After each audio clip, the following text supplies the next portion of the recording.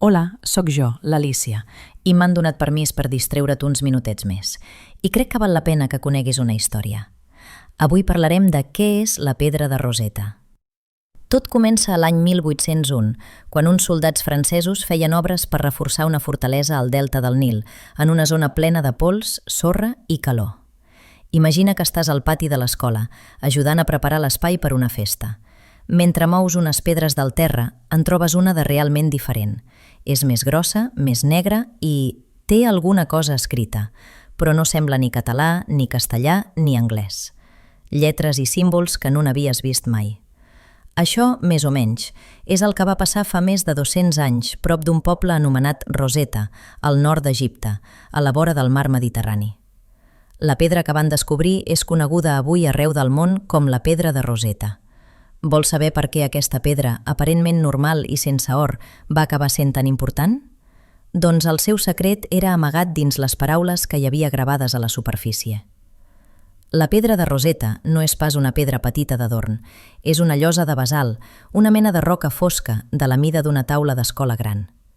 Fa més d'1 metre d'alçada i quasi tan ampla com una cadira grossa. El més sorprenent és que tota una de les seves cares està coberta d'escrits i, un cop neta, es veu clarament que aquests escrits estan organitzats en 3 franges diferents. Però tenen caràcters que no s'assemblen gens entre ells. Això va cridar l'atenció de tota la gent que hi va anar passant, científics, soldats i fins i tot governants. T'imagines trobar-te un llibre escrit a la vegada en 3 idiomes diferents i intentar entendre per què? Això mateix es preguntava tothom que veia la pedra. La part de dalt era plena de dibuixos rars i misteriosos, els jeroglífics egipcis. Són aquells símbols que recorden animals, ulls i figures molt diferents de les lletres que coneixem. Al mig hi havia una escriptura més senzilla, el demòtic, un altre tipus d'escriptura de l'antic Egipte, com una mena de lletra ràpida que feien servir per escriure coses del dia a dia. I, finalment, a la part de baix, el grec antic, una llengua parlada per la gent que governava Egipte en aquell moment. Aquest detall va ser clau. Perquè a finals del segle XVIII i començaments del XIX, la gent d'Europa era incapaç de llegir els jeroglífics. S'havien inventat feia milers d'anys i amb el temps van caure en l'oblit, com un apartit, una recepta o una cançó que ningú recorda ja. Ningú sabia com funcionava aquella mena de codi tan especial. Era com si tinguessin una capsa tancada plena d'històries i no sabessin on era la clau. Però el fet de tenir el mateix text escrit en 3 llengües, igual que de vegades tens una etiqueta en català, castellà i anglès a una samarreta, va permetre als investigadors comparar les paraules i entendre qui és qui. Això seria com tenir 3 versions d'un mateix missatge. Si entens una llengua, pots començar a deduir el significat de les altres. I així va ser. Gràcies a la pedra de Roseta, al cap d'uns anys van començar a desxifrar els antics jeroglífics d'Egipte. Imagina-ho. De sobte, desenes d'inscripcions, tombes, murals i estàtues, que fins llavors eren com un llibre tancat, van començar a parlar. Van poder saber com es deien els reis i reines, qui havia fet els temples i molts costums de l'antic Egipte. Però tornem una mica enrere. Qui eren aquelles persones que s'hi van atrevir?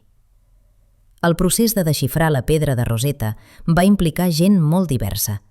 Hi van treballar lingüistes, persones que dediquen la seva vida a entendre llengües, arqueòlogues, expertes a trobar i estudiar objectes antics i matemàtics, perquè a vegades desxifrar una llengua té molt d'enigma, de trencaclosques. I destaca el nom d'un jove francès, Jean-François Champollion, que tenia una gran passió per les llengües. Li encantava estudiar símbols antics i aprendre coses noves, com potser a tu t'agrada aprendre paraules noves o resoldre enigmes. Champollion va passar anys examinant la pedra i altres textos. Va comparar, va provar, va fallar. I va tornar a començar. Va observar que hi havia símbols que es repetien i que al costat del text grec podria haver noms propis de reis i reines. Finalment, va aconseguir llegir el nom de Ptolemeu, un dels reis. Aquest va ser el seu eureka particular, com quan et surt el nivell més difícil d'un videojoc o encertes la paraula amagada del penjat. Hi ha una cosa important. Moltes persones van aportar idees, tant dones com homes, d'arreu d'Europa i d'Egipte. La ciència, normalment, és treball en equip. Ara potser et preguntes, on és la pedra de Rosetta avui?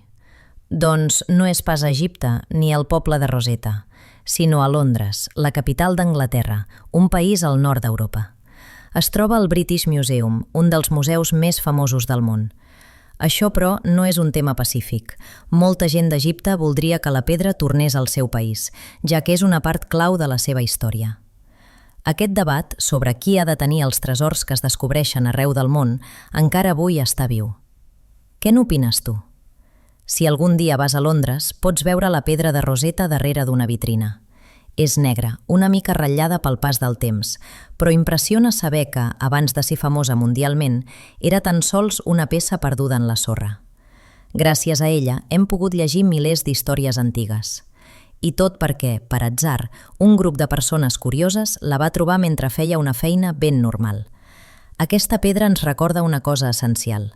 Moltes solucions als enigmes més difícils poden aparèixer quan col·laborem, compartim llengües i no ens cansem de fer preguntes. Qui sap, potser un dels grans misteris del futur l'acabaràs resolent tu. I fins aquí la història d'avui. Descansa bé i bona nit.